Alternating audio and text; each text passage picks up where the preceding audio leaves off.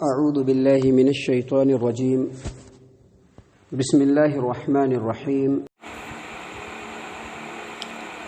ہلاؤ کیسے ہیں میرے ہندوستانی بھائیوں؟ جے جوان جے کسان. آپ نے کسانوں کا جو فیصلہ اور ان کی ہڑتال تو آپ نے سنی ہوگی. تو انہوں نے بہت ہی اچھا جو فیصلہ لیا ہے کہ بھائی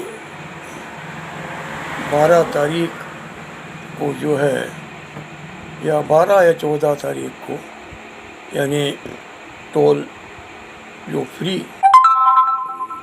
کرنا ہے. اور سب سے بڑا جو اقدام انہوں نے یہ اٹھایا ہے کہ بھائی امبانی اور اڈانی یعنی ریلائنس جیو یعنی انہوں نے اس کا بائیکاٹ کیا ہوا ہے. اور جتنے جو امبانی اور ان کے جو جتنے پروڈکٹس ہیں جیسے موبائل ہیں اور کافی ان کے کاروبار ہیں تو اس کو بائیکاٹ انہوں نے کیا ہے کہ اس کو نہیں خریدیں گے. حتیٰ کہ جتنے بھی امبانی کے اور اڈانی کے جو پیٹرول پمپ ہے، جتنے بھی تجارتیں ہیں، جتنے بھی بزنس ہے، تو ہمارے کسان بھائیوں نے کہا کہ بھائی ہم اس سے خریدیں گے نہیں، نہ پیٹرول بھروائیں گے، نہ جیو سم کا استعمال کریں گے. یہ تو ایک بہت ہی بڑا یعنی بہت ہی بڑا ایک فیصلہ کسانوں نے لیا ہے. میرا کہنا اور میرا ماننا یہی ہے کہ یہ بات کے اوپر تو حکومت کو جو ان کے کسانوں کے فیصلوں کو ماننا چاہیے. جو پہلا قانون جو پہلے سے چل رہا ہے جو کسان کے بارے میں، وہی قانون کو وہی رہنا چاہیے اور نئے قانون کو نہیں لانا چاہیے.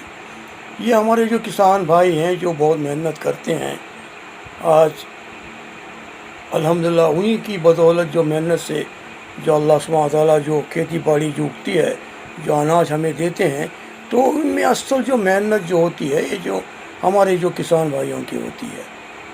میں ہمارے کسان بھائیوں کو جو مبارکباد دیتا ہوں جو آپ نے اسٹیپ اٹھایا ہے اور جو فیصلہ آپ نے لیا ہے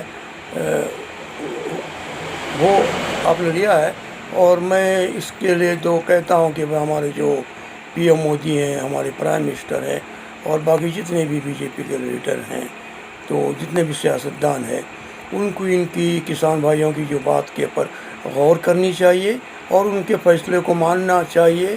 ورنہ ہو سکتا ہے کہ یہ جو آندولن جو ہے، یہ جو ان کی اسٹاک یہ ہیں تو آگے بڑھ سکتی ہے. بڑھنے میں تو خسارہ نقصان تو اپنے دیش کا ہی ہوگا.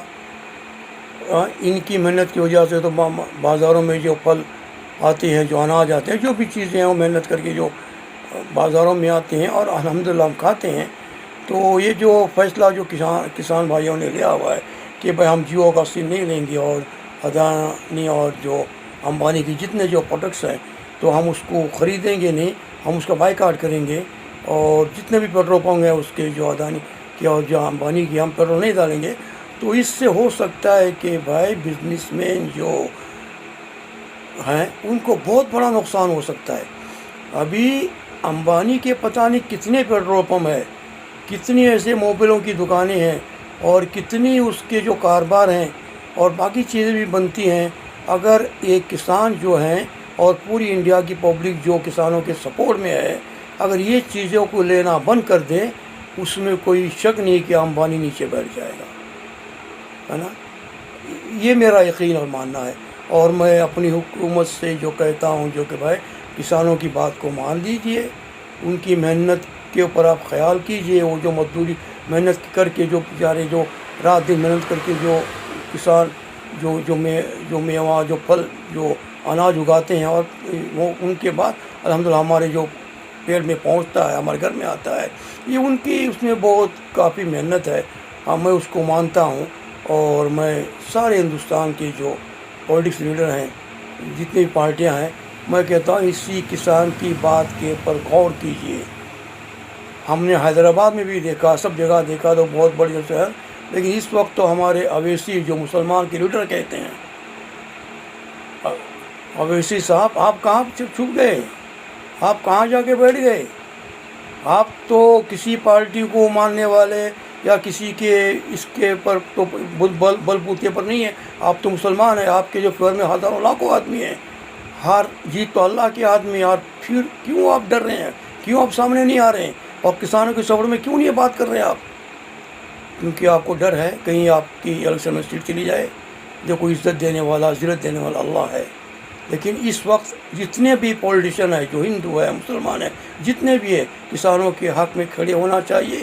جو قانون پہلے سے جو بنا ہوا ہے کسانوں کے ہوتے وہی قانون رہنا چاہیے اور نیا قانون نہیں بنانا چاہیے. اور میں اپنے کسان بھائیوں کو مبارکباد دیتا ہوں. انشاءاللہ یہ ہمارے پی ایم مودی کے دل میں آپ کی بات جو اثر کر جائے گی اور حکومت آپ کی بات جو مان لے گی. جے جوان، جے کسان، جے ہند.